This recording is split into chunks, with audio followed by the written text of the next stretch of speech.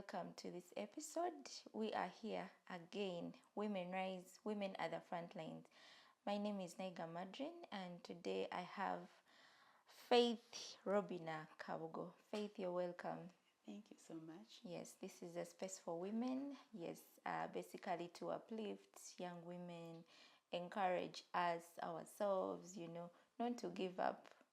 Yes, I know there are many challenges that, might be, many people are going through, and basically women, there is a lot that, happens to us, but we keep talking to each other. Yes, we believe in the power of storytelling, talking to people, because it is also therapy.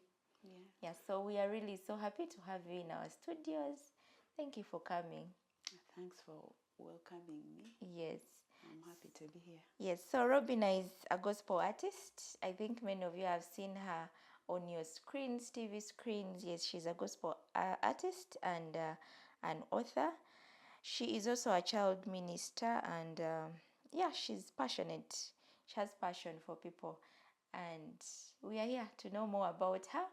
Yes, Robinah. Who is Robinah? Just as you said, I'm Faith Robinah Kabugo. I'm a born-again Christian. I love the Lord. I love working for God. Yes. And serving His people. I'm a mother, and so I'm married to a gentleman. Okay. Yeah.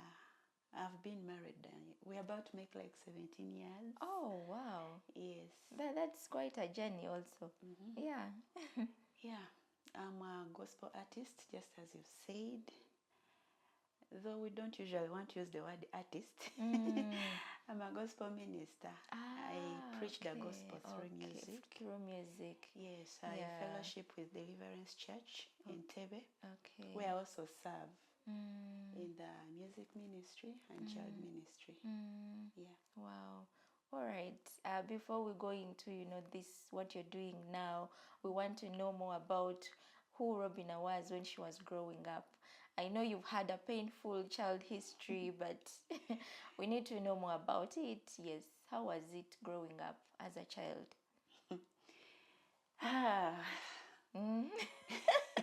The side tells it all. Yeah. Just that I've overgrown it, but each time I told my story, my childhood story, I would just end up crying. It wasn't easy. Yeah. It was really, really hard. You've called me an author. And yes, my very first book, I called it Through It All. And yeah, that's where I wrote the story, my life story. So if I wrote a book... The inspiration of the book comes from your own experience. Yes. Okay. So if I can write a book and it's just about me, then just know it was... not easy. Yeah. So... to start with, my dad was not a born-again Christian. Men who are not knowing God to that level can do anything. They have grown seeing. And so it was with my dad. He wedded my mom, but later got a second wife. Okay. And then that's when things actually started changing in the negative way. So, when we were living in Zambia, and then we shifted to Lugazi. That's where actually we grew up from, the most of the childhood time. And so when we shifted, we were not able to go with our father because he went with his second wife. Oh, yeah, you went with and then mom. I and my follower, we were taken to the village beyond Lugazi town. Okay. Yes, that's where we went and we stayed there. But it didn't take long. Then Dad came and was like, actually I hadn't started schooling, if I remember well. He came and was like, Robinah, you're not going to see your mother again. She's going. And I'm like, why?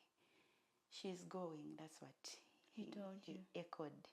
Yes, when he said that, the next day, I think the next day Mom left. And immediately she left, we were told that she ran mad. Oh, So when your dad was telling you that your mom is going, he's not specific where she's going. No. And then your mother says nothing about. What could she say? She said, I know I was still young. I didn't understand much. But after she left, we were told she's mad. She's now mad. She doesn't understand. Being young at that time, I was not feeling that pain. I was not understanding. Mad. But anyway, after that, Dad said that now that your mother's left, you're going to go and live with your auntie. Auntie is a big sister to him. We went there. I think I'll not tell everything because we'll take the whole day here. Yes, anyway, I'm going to chop. Yes. We'll just give you some few things. So when we went there, she expected support, just like any other woman. You have your own family, and then they have added you more children. And you know the father is there, they have their mother. So it was somehow a burden. And so we didn't stay long. And she was like, no, go to your father. And before that, before going, Dad tells her, no, let them stay. I've brought another wife. So he got a third wife who came to stay where my mom was staying.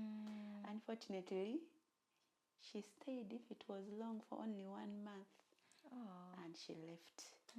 So we enjoyed her company for 1 month, and then we went back to our auntie, who was like, this time I'll not accept. Just pack the things, go to your father. So we packed our things and went to Dad.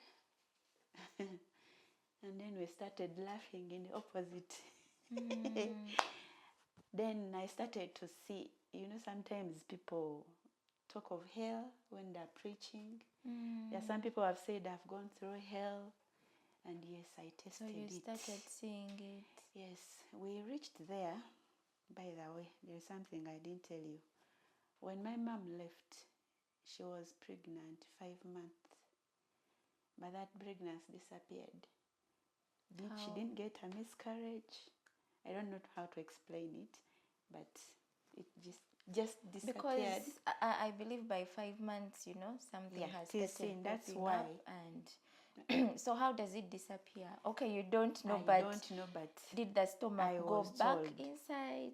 Yeah, right now it's flat. She had nothing. Just disappeared. And then my sister, the one who follows me, also went mad. Not running mad, but she was like not understanding. I don't know the best word to use.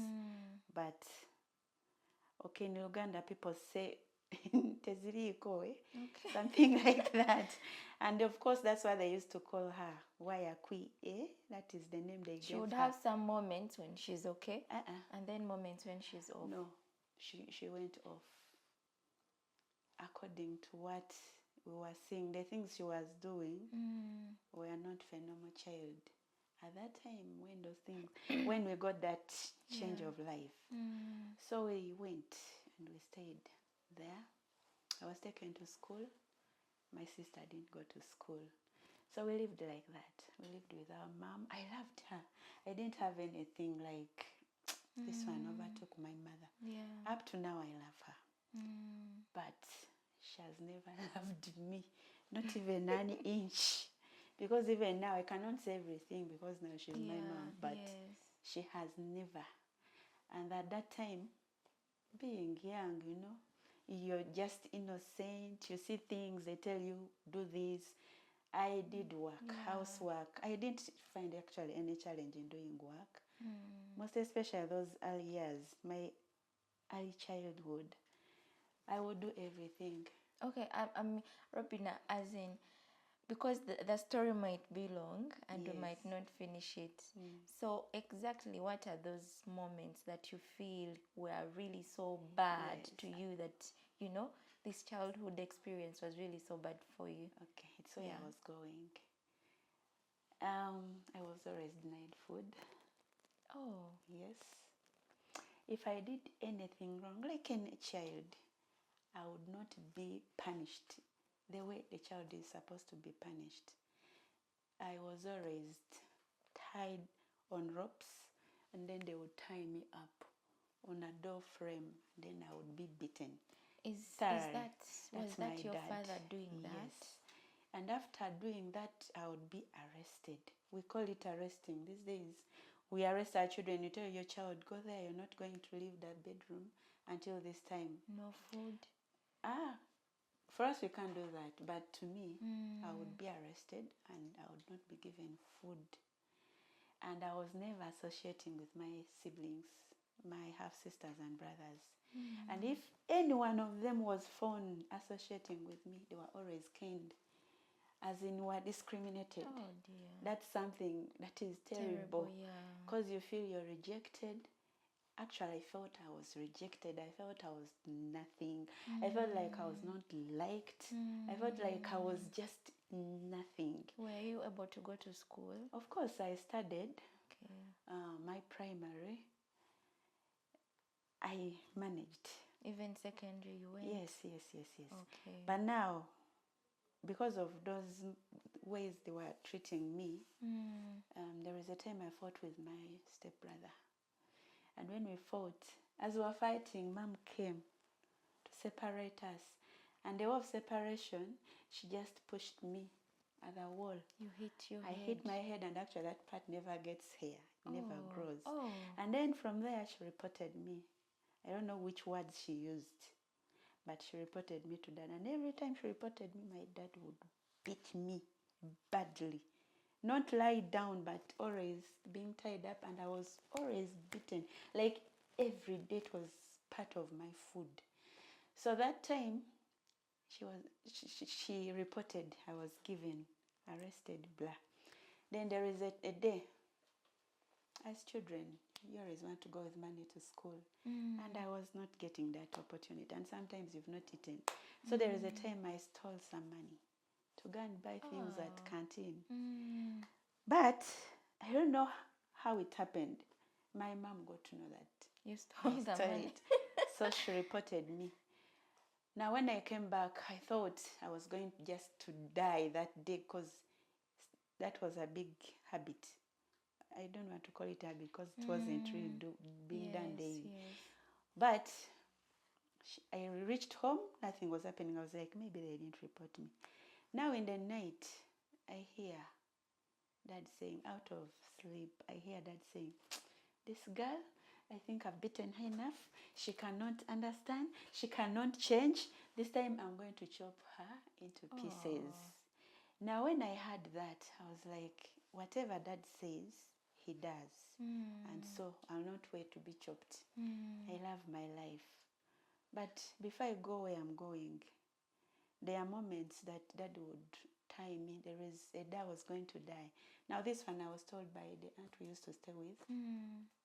I even don't know what I did, but he tied me upside down and I fainted. No, after caning, actually caned me and then left me there and locked up that room and went away. Now the people who were peeping through saw that I was going. And then his brother rushed to him and lied to him, and he was able to rescue me. That's that. And then there are moments I would also run when he got me that he's going to beat. I slept outside several times. And the villagers, there are some people who would call me and give me shelter. And then there are those days I would go and sleep in the latrine. You're there and then you think, since I'm not liked, let me drop myself down. And then because you've heard if you commit suicide, you'll definitely go to hell, then you avoid. But things were really not nice. Now on that night when he said he was going to chop me, I was like, I'm going to You're run not going to away. wait for it. So I opened that door and ran. And then he had me and chased me. Of course, I took off and they couldn't catch me. And to make matters worse, of course, I had nowhere to go. I didn't know where my mom was. I'd never visited her home. But at all that time, I was just thinking, I wish I knew where my maternal parents are. Yes. And then I had an aunt who was good. But each time I would go to her, she would take me back to my dad. And she was the nearest. So when you run, where do you go? Hide Okay. then come back. In the morning? Yes. And then I'm beaten again. Just like that. But for this time when I heard I'm going to be chopped into pieces, I didn't think of coming back. I was like, wherever I go, let me go. So I ran back to my auntie who sent us away because of finances. She didn't have enough finances. So I went back to her. That was now primary 6. All those other things happened those first years. I went back. I told her what was happening. And then she was like, okay, sorry, come and stay with me. It's okay. So I stayed with her. I finished P6, was promoted to P7. Now, the school that I was in, whoever was in P7 was supposed to be in boarding. And at that time, I was not having anyone to pay my fees. Apart from that program that I was in, have you heard of Compassion International? Yeah, yes. Yes, I'm a beneficiary. Oh. So they were giving us some top-up fees. And so I was relying on that. So she told me, you can stay, but of course I was to take care of myself. She was just giving me some kind of shelter and having where to sleep. And at that time, she had shifted from her home to my mother's house. Okay. Now we stayed there. I had to change school. So during that time, Dad did not look for you? No. But maybe they were communicating, but I didn't know. Maybe. So I stayed there. I didn't stay for long. I joined a day school. For it was day purely. So one day happens, it rains on us. It was a long distance. It rained on us. I reached class and I was all dropping water. And some sympathizer was like, my maiden name, and that Bunch. She's like, Bunch, have this sweater. Put on Bambi. Sorry. Cutting it short, I lost the sweater. I promised I'll give you the sweater. I told her, of course I knew I didn't have anyone to give me money. But I had planted, I was already working, planting things to sell and then I could work and get some money for myself. So which kind of work were you doing at that age? I was planting things. I could plant things and sell. Okay, like beans, maize. Yes, but actually I had planted beans and sugar canes. So I told her, please give me time. I'll do that. So when you plant, they would allow you to make the sales and get the money yourself? Yes. Okay. We used to do that. So when I took some long time, she was not patient. She reported me to my cousins. My cousins reported me to auntie. Auntie beat me. She beat me. She caned me until the whole stick was done because of losing a sweater. And then that day we had fetched firewood. When the stick got finished, she got another and she just hit me once and I ran away. I used to run for my life. I never wanted to be destroyed. I could run where I'm able to run. So I ran out. Unfortunately, it was night. And then I ran out and started pleading, please forgive me. I'm doing this to pay back the sweater. But she could not listen. She was like, I'm even taking you back to your dad, blah, blah, blah, blah, blah. And I'm like, taking me back to my dad? I pleaded with my aunt. And she told me, you know, I'm even dressing up. Actually, she went and dressed up. And she told me, I am taking you. And I don't want to ever see you come back here. Never come back to my family. Go. Just over sweater. So when she said that, I was like, going back to be chopped? No, let me find where to go. So I ran to my grandmother's place. I reached there. I told her, aunt wants to take me to daddy. And daddy said he's going to chop me. So she was like, oh, enter. I entered. Now this is my Jaja who was staying in a hut. I started thinking I liked studying because I always thought when you study, you get a better future. And so that was in me. I used to just motivate myself. I was always self-pushed. I didn't wait for people to tell me. So reaching there, I look at her situation. She can't help me. She feeds on potatoes every day. She was also helpless. And I was like, I have no future here. What am I going to do? So I went to another uncle. That uncle helped me. He said, okay, you will come. But in the meantime, I cut banana leaves and sewed, and I was able to pay the girl's sweater. Now I went to that uncle. That uncle is the one who rescued me when I was tied upside down. I thought now I've reached home because they treated me nicely, like their own. But actually, there are times I would ask God, is there something following me? You, something bad? Or what? Because everywhere by you the go, time I made trouble. 18 years, I lived with 7 families. Oh. But I think God was training me because I'm a child worker. And from what I went through, I can help children. Yeah. That's why you're a child minister. Yes. Wow. Now, I had a good time there. And then where we went, they shifted and went to the village where my dad was staying. And then something happened. No, I went and stayed with them. But something happened and that uncle was going to be arrested. And so they took off and left me in their house. And then they told me someone is coming to remove the things from the house because they were going for a really, really long hiding. Then I'm like, so now where do I go? So we took the things where they told us to take them. And I started imagining, I wish I can just know where my mother is and just stay with her, whether on the streets. By the way, I used to look at all mad women I would see to see if I would see my mother. But it was not, it didn't happen anyway. So when we put all things there, I carried actually I didn't carry anything, I was walking. I was like, no, where am I going? Eh? So as I was moving. So Robinah, were you able to sit for PLE, P7? Did you sit for the exams? Yes, I did. Okay, and then you were you able to join secondary? Yes. All right. So where is your turning point from all this suffering as a child? When do you come out and say, maybe at least by this time, I was able to find myself, do something?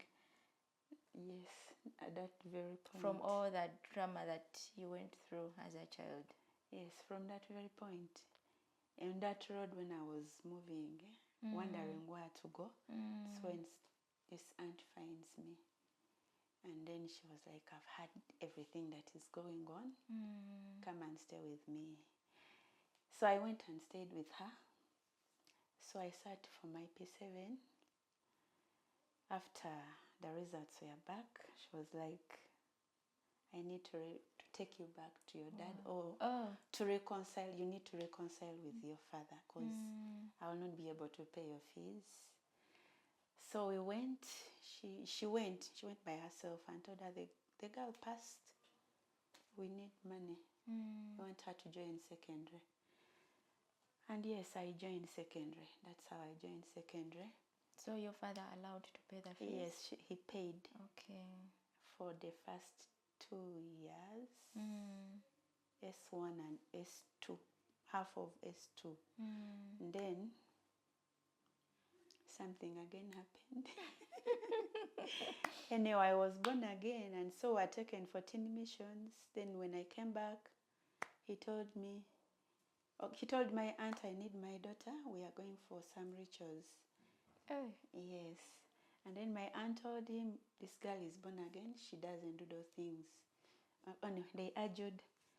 And I don't want to go into the depth of it all, but I had to stand on the ground and tell my dad myself. Because aunt gave up and told me, go to your father, he needs you. So I faced my father and told him, I will not go. This is what I want. I will not go for those rituals. I am born again. And he told me, okay. I thought it was well, but when they returned, he was like, no more money from me. Go to the churches that you serve to pay for you. They'll give you money. So throughout, up to senior 6, Biona, it was just struggling. So he never gave me. I struggled I had no one. Compassion doesn't give all the money. I need top up. I need personal things. Like, you know how a girl grows, and most especially that stage. So there was nothing, but they didn't prevent me from pursuing what I wanted. You knew what you wanted. I knew what I wanted, and I struggled through. You finished second so I finished and were you able to join university? I finished. Of course, I went and did my course. Wow. But all those things, it wasn't really easy. But God saw me through. Amen. Yeah. So by the time you finished university, were you still staying with the auntie? No. Now in secondary, my auntie was like, I think you need to know your maternal people. So she sent me, and I was able to see my mother. They worked on her, and she was not walking on the street. So I was able to see them, see my jaja, all their side. I was able to see all those people from her side. And then I didn't know she would recognize me because she saw me. She left me when I just started school. She saw me in senior 2, and she was able to recognize me. I was so happy. But we would be chatting like you're chatting with your mother, and then you hear her speaking things which are completely you off. don't understand. Like, anyway, that was just helping me to really know that she was not really okay. Yeah. Wow. But thank God you were able to pull through. Yeah, I've not said everything. Yeah, I know. The viewers, if you want to know everything, just buy my book. Okay. That will push us to buy that book because you want to know the whole story. But then, okay, you're able to go through. Now you tell us more about your gospel music journey. Because you said you're a gospel minister. Yes. Tell us about this beautiful journey. This journey, like, these are gifts that God puts in us. By the time a child is like 3 years, you can tell some gifts. So when did you tell that, you can really sing, or, First of all, I felt I wanted to sing, and I would sing. Okay. When you're singing, now, like, if I started singing now, you people will hear my voice, but I'll not be able to know whether I'm singing well or not. So the first person I heard that said, hey, you sing well. Actually, it was at my auntie's. I would sing, but none has ever told me that, hey, Bambi, you have a very good voice. But at school, anyway, I got to, I started singing from primary. School? Yes. Okay. Primary. But professionally, it was in my senior 6 vacation when I decided to record my first album. Okay. Yeah. Oh. I have 3 albums. I just launched the 3rd one last year in October. Okay. I have how many songs? Quite many. 28 songs. Yeah. Yes.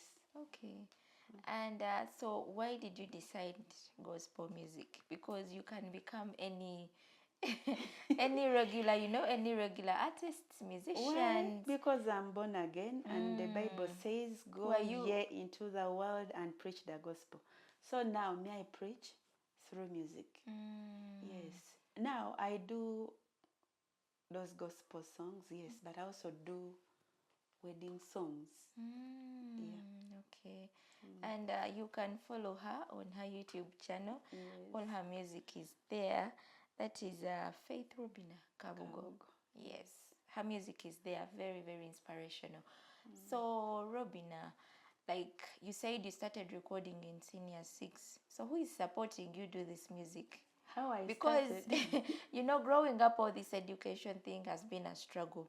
And then music also needs money. Who gives you this money? Actually, senior 6 vacation is when I asked these church, the keyboard church. people, the instrumentalists, to do my songs. Actually, we sang so you my are songs. part of the choir in church. Okay. Yes, the worship team, and I also started a band, and that's where I was singing my songs. So throughout that senior 6, then after school is when I really went and did the recording. How did I get the money? I did not have it. I was not working. But I approached my friends, fellow youths. I created a form and gave several people, and I got money.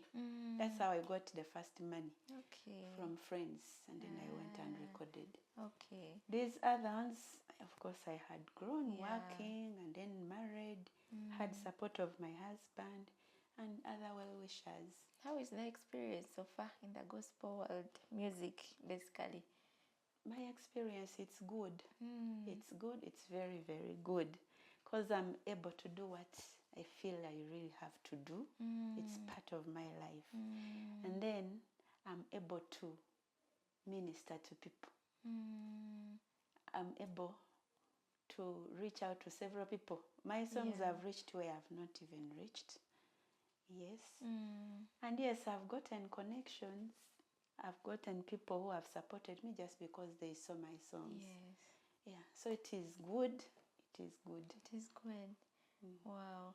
And you're a child minister. Tell us more about what you're doing basically with children from your own experience. And then child minister. Yes, what are you doing with this kind of work? What do you do as a child minister? What I do? Okay. Firstly, I first worked with the Compassion International Assisted Projects. Allow me share this. Yes. I first went and taught when I just finished school. And when I was there, these are some of the things we've not shared. There is this teacher who was interested in me, but I wasn't. And he was a DOS. And Interested in you. Love affairs. So when I refused, he tells me, he used all words that he could use, but he failed. And so he planned. He forged things against me, and I was sacked. So in that period of time, I was like, God, I pray that I get to my dream job. And that was working with any child organization. So by then I wasn't married. My fiancé brings a newspaper and say, Faith, I'm seeing this job, and I'm just seeing you. You qualify for it. Yes. Then I was like, can I get a job that is in the newspapers? I despised myself so much because of the way I was always treated. Yeah. But I gave it a try, and yes, I You went got through. The job. I got the job. Yes. So I have worked with children from the time I stopped being a Sunday school child. Yes, I worked with child development, and after the time had elapsed for me to be there, we felt we had to start what we really dreamed of. Because growing up in all the ways that I grew up, the suffering, I was like, when I grow up, I want to have an organization for children. Yes. So, and my husband was also having something similar, but for him it was too much into the youth. Yes. So after that time that I'd served at the project, I was like, God, I feel it is time for us to do start something. What we have always wanted. And so 2020, I resigned, and then we started our organization. It's called Hosanna Child, Youth and Family Ministry. When you look at families today, because every child born, it's a new family that has started. That child will grow and then start a family. Yeah. So we are there in the communities serving families. We reach out to the children, we reach out to the youth, we reach out to families. There are several things that we do. We train them on how a family is supposed to run. The Bible says, train up a child. You know that scripture, Proverbs 22:6. The way the child is trained, that's the way they always go.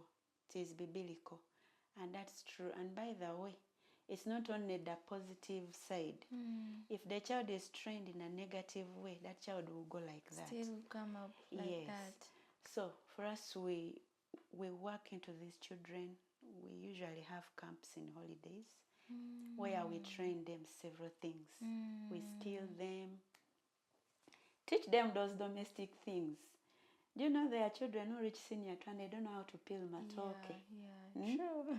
So we do all those things. We train them how to wash, how they wash, how do you take care of those things of hygiene. So you have a home where these children are, or you move? No, we don't have a home. Okay.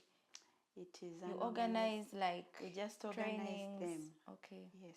Just that we are still young in this organization, but we have a vision. We have a big vision where we'll have a big chunk of land. Yes. Where we'll have them camp, because this at the moment when we go to camping sites, they are really expensive, but that has not failed us. We are doing it. We are reaching out to them. And the holiday time is here. Yeah. Some schools are getting holidays. Yes, but not every child, only those that were registered. And then we don't end there. Yeah. So if I'm not registered with you people, so how does one register? How does one become part of this? We do the survey ourselves and then register. But at the moment we are not registering because we are looking for sponsors for the ones that we registered. So what do you look at when you're going to register? Which kind of child do you register? Those that I need, that you see they really need support. Yes. So we have some who have already gotten sponsors and we are still looking for more. That's why you cannot register now. Yes. At least these ones that you have should first. Yes. Okay, if we reach halfway, then we'll register more. And we know God is going to do it because we've seen him do things that we planned and prayed over. Yeah. Okay, beautiful. We hope you're able to to come in. And then also you mentioned your book is somehow, has some techniques of parenting. Do you also involve parents? Yes. Like in this organization that you're doing with children? Yes. Are parents also involved? Yes. Because they're the core. Of course. Yes. Yes, we reach out to families. We go to their homes. You see the situation. And by the way, some people think that helping someone is to do with money. But you go into somebody's home and talk to them. You look at the situation and maybe they share. I have these challenges, this, and you share wisdom. That doesn't leave someone the same. Yeah.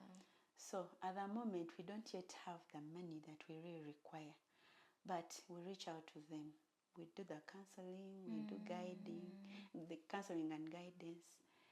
We teach them in parenting, even how to make money, all those things. Yeah.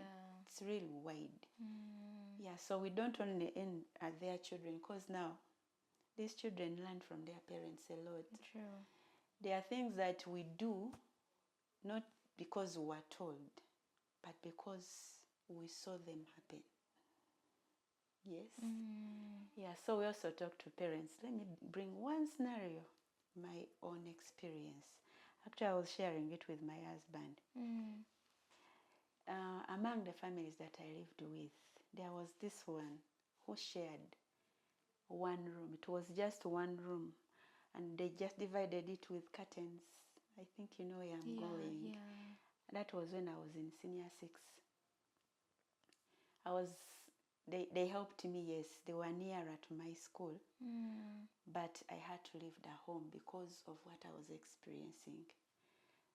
So when you help these children, you talk to them. What? Robinah, what were you experiencing? Okay, you might not necessarily say it here, but I know. Yes. what I experienced, I'm going to say it, and I also had it in the children that I've been serving all this long. And to the parents over there who are watching us, please listen to this. These children watch things, these children listen. They can be even near your bedroom and hear things, and so they implement. Yeah. Now, going back to these people, like I said, they had one room and were just dividing it. It was a couple with one child. But you would be sleeping, and then you hear them starting their affairs. And then as a child, it really irritates. You feel like, eh? So most cases, I used to move out in the night, and then my uncle would ask, where are you going at this time?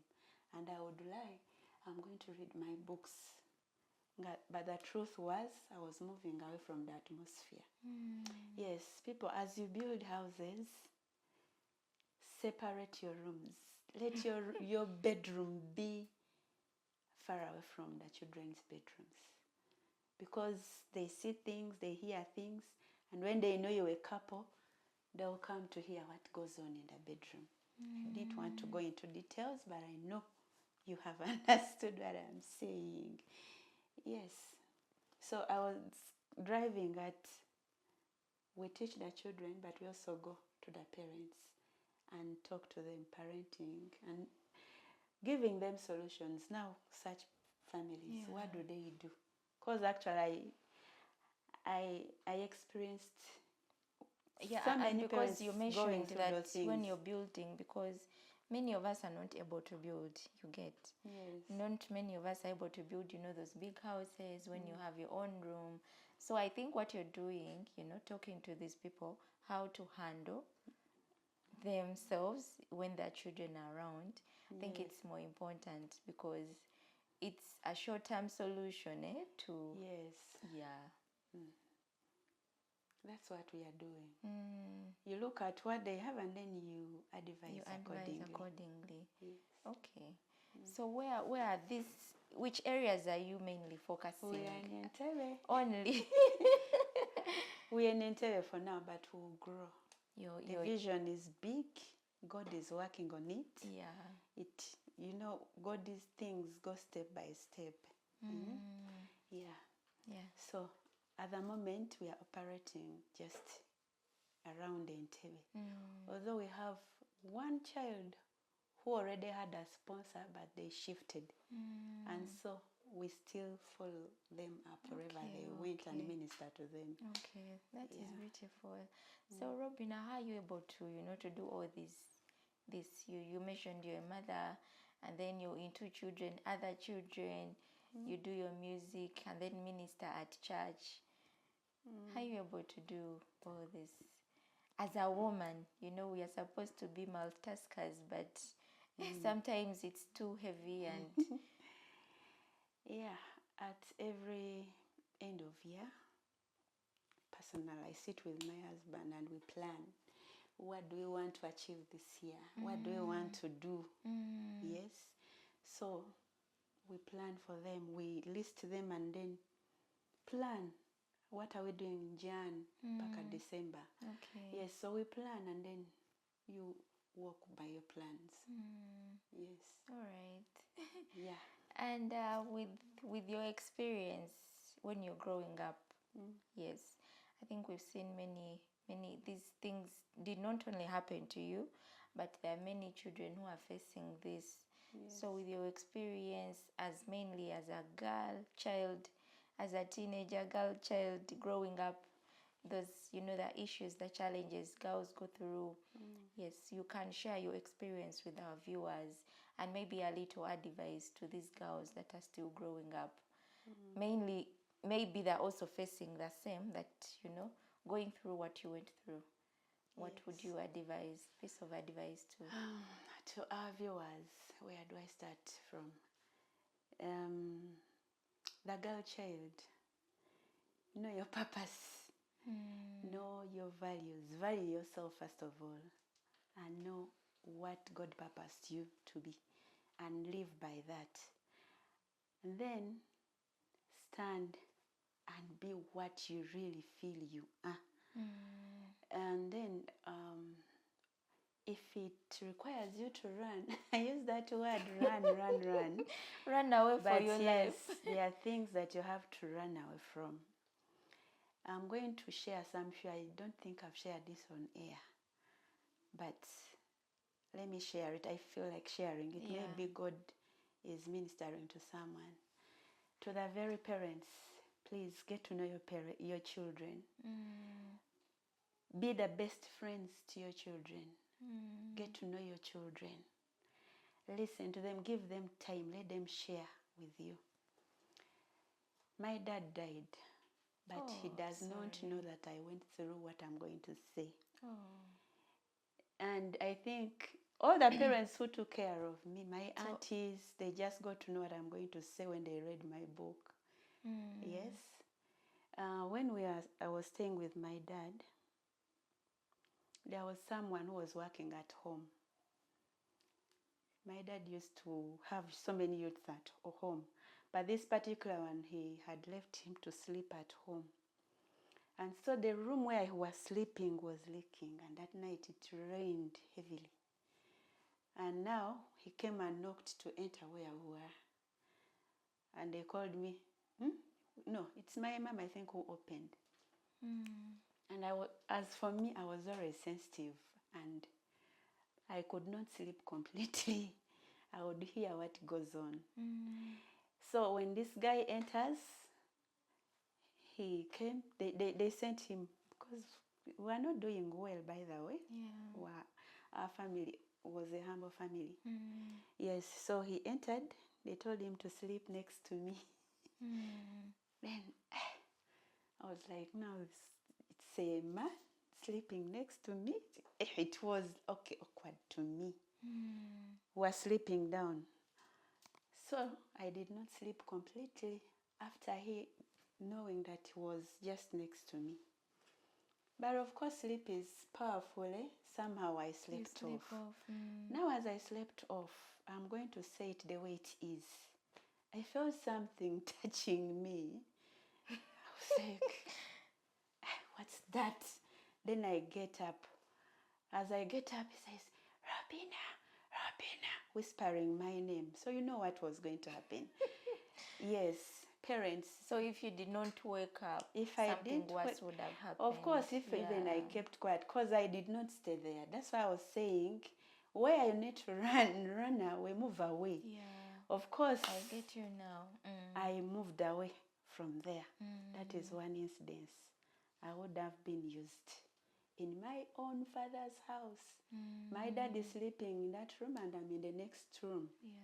And these things, by the way, happen. Parents, they happen. I've heard those stories from the children I've been working with. And then the other incidents, you've heard my story, I usually needed help. And so there was this guy who was helping. This one nearly raped me. Actually, I wrote that one in my book, but I had never shared it on air or with people openly. But why am I sharing? Because you need help. I needed help, yes. Advantage. So. I needed help, and then this guy tells me, come. I go. And then he tells me, do this, do that. Jesus Christ. Then he wanted to use me. Then I'm like, if you touch me, I am going to shout. And then he said, if you shout, you will be ashamed. People will come here, and then it was you who is going to be ashamed. Then, to me, shame was nothing compared to what he would have done to me. And so I screamed. And that's how he left me. You were able to go away. Actually, he had started touching me. Yeah? And when he touched, I screamed at the top of my voice. And that's how he left me. So, dear girl there, don't be used. Do anything you can. Do anything you can and save yourself from such embarrassments. Yes. Where you require to run, please run away. Where you have to shout. Where you have to share, because there are also these ones. If you tell her I'll do this to you. If you do this, I'll do this to you. Those threats, some of them actually are threats. And even if they are threats and they are really meaning it, stand out for your life, because no one is going to help you if you don't help yourself. Yeah. Wow. Yes. Oh, Robinah, that was really a very traumatic, childhood experience. And have you healed from all this? By now I would be crying. Okay, I think I cried when. Are there moments you sit down and, remember such? Okay, yes, I think they cannot really fade away. Okay, I've not been able to say everything, but the life that I went through made me to be miserable, made me to be very fearful. I used to fear a lot. People never knew who really Robinah was until when I could do things and they're like, is this the girl that we know? Because I was right, quiet. Sometimes you look at a child very quiet. Please, dear parent, if you see a child who is very quiet, reach out to those people. Sometimes they have battles within themselves. Yeah, it took time to heal. Healing is gradual, depending on what you've been going through. Yeah, I could because cry. I'm imagining if it involved your real father, it must be, I think no, it was so painful. Bambi.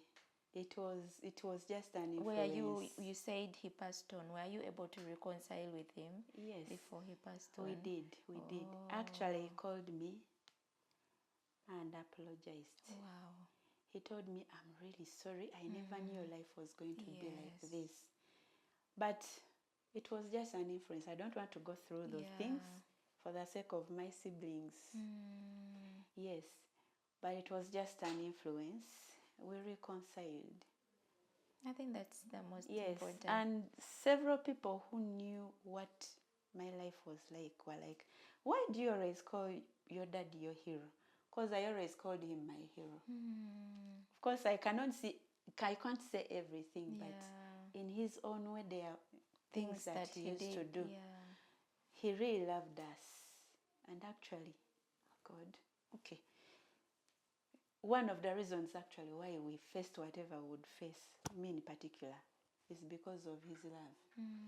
I've not said everything, but there are so many moments that really show that he loved us. Yes. All right. And Robin, as we come to the end of the conversation, I've seen you sharing this same story on, other social media platforms. What inspires you? What has, not has, but what inspired you to, to come out and, feel free, to share this particular story, because it's your own life experience. What's the inspiration? Firstly, the people who have always heard my testimonies would be ministered to. Yes. And that is just a representation of what goes on in children's lives. So why I shared is to help the people who are going through the same. Because most times if something is about me, and my family, I would maybe say, let me keep this to myself. But then the courage that you have to come out and share about your own life is really so, so beautiful and strong. That's why I asked for this inspiration. Yes. It's to help out the people who are going through the same. And also to help those who are doing those things to torture other people. Because you can say a word to me and you don't know what impact you've done in my life, whether positive or negative. So there are things that I really went through. I cried. Even when I grew up as an adult, I would find myself crying just because I'm hurting. Yes, because you hurt someone and you think it is something just simple. But you do things and then you've really wasted that person's life. So that's why I shared. For both the person who is being tortured and the person who is torturing. Please, let's love people, because that's what we are actually supposed to do. love people and treat them the way you would love them to treat you. Yes, and besides that, there are things that you do to someone. I use the example of Abel. Abel was killed by the brother. But the blood cried, the Bible says the blood cried out to God. Now you who tortures someone who cannot fight for herself or himself, that person cries out to God. And if the effects don't come onto you, they follow your children. So please treat people nicely. Let's not be beasts towards people. Love people. Just imagine if what you're doing to that person is what is being done to you, how would you feel? And by the way, when you're doing it, I don't know whether it's just something that pushes you to do it and you enjoy, but if you enjoy seeing people cry, those tears don't just end there. They reach out to their maker, and then in the end they'll come back to you. So treat people well. Well, thank you so much, Robinah, for coming. Thanks Thank you for the inviting me. courage of you sharing this painful story. I know it has been brief, but you told us to go and get the story Through it all. in the book. Yes, through it all. Go and look out for that book. It can be an inspiration to you, all your family, your children, and someone else. Yes, thank you so much for coming. You can share your last comments with your fans, people who love your music. Yes, can share your last comments. The people who love my music, thank you so much for loving the music and loving the singer. The humble request that I have, if any song has touched you, share it with some other person. Yeah, and if you have any mukolo, I have very good dancers. I do culture dancing and singing. So you can give me the opportunity to come and do it for you on your wedding. Wow. We dance for you, we sing for you, we entertain your guests. Yeah. Maybe you can share your business number, people can reach you. 0772 30 19 36. Wow. Or 0706 30 19 36. Please only call me for good things. I know people would be in your inbox disturbing you. You people always tell us to share our numbers, but you don't know what happens after we leave your studios. So many things happen. Please only call me for business. Yes, good, weddings. Please call her to to make your wedding colorful. And also you can check out for her music on her YouTube channel, Robinah Robinah Kabugo. Yes, she has very, very nice music and inspirational. Yeah, thank you so much, Robinah, for coming. It has been a beautiful conversation full of childhood experiences that were really so bad, but she said she didn't give up and she knew what she wanted as a girl. So thank you so much for being lovely viewers. I've been your host, Madrine. Bye.